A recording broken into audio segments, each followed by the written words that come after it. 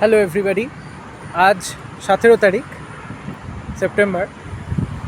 আমি আজ ডাক্তারবাবুর থেকে খবর পেয়েছি যে চিন্তার আপাতত খুব একটা কিছু নেই।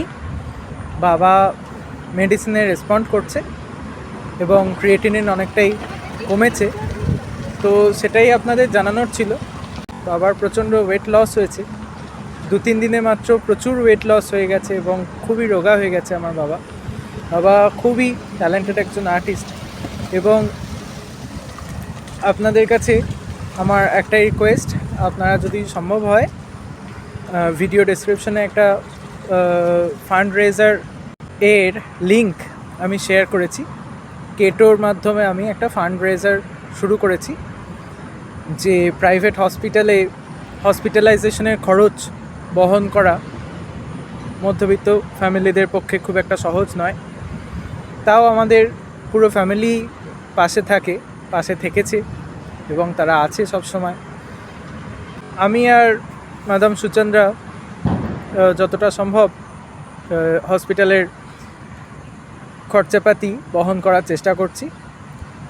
আপনাদের যে কোনো অ্যামাউন্টের ডোনেশনই আমাদের কাছে খুবই হেল্পফুল হবে।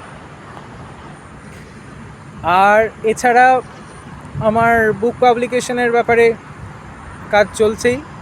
নোশন প্রেসের যিনি পাবলিশিং ম্যানেজার রয়েছেন ম্যাডাম, তিনি আমাকে আজকে ফোন করেছিলেন।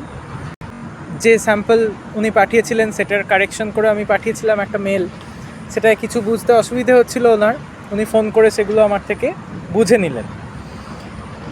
আর তাছাড়া আজ প্রথম বহুদিন পর আমরা স্কুটিতে এলাম, আমি ম্যাডাম সুচন্দ্রার স্কুটিতে ম্যাডাম সুচন্দ্রাকে নিয়ে এসেছি এবং বৃষ্টিও অনেক কমের দিকেই।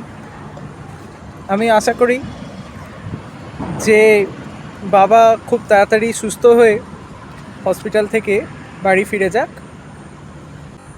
আজকে তো ডাক্তারের সাথে কথা হয়েছে, বললো একটু বেটার আছেন, তো হোপফুলি খুব তাড়াতাড়ি উনি সুস্থ হয়ে যাবেন, এটাই কামনা করি। ধন্যবাদ। Thanks for watching till the end. By.